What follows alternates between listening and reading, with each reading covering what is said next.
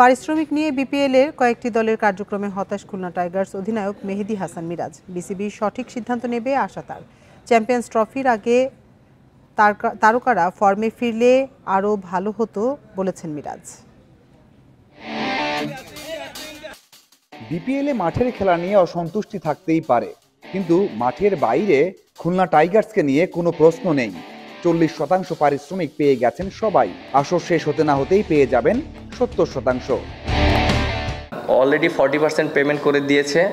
আর আমার সাথে ইকবাল ভাইয়ের সাথে কথা হয়েছে, তিনি বলেছেন এই সপ্তাহের ভিতরে হয়তো 30 থেকে 35% পেমেন্ট করে দিবে। অলমোস্ট 70%-এর কাছাকাছি আমরা সবাই পেয়ে যাব।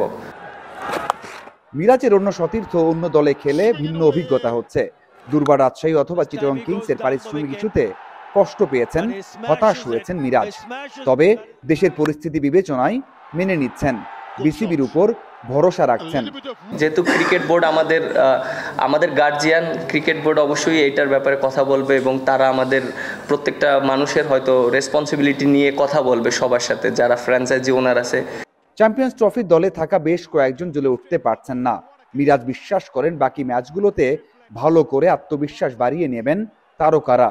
অনেকে ভালো খেলতে পারছে না, বাট আমার কাছে মনে হয় যে আরও কিছু জায়গায় ভালো করতে হবে, কারণ কনফিডেন্টটা খুব ইম্পর্টেন্ট।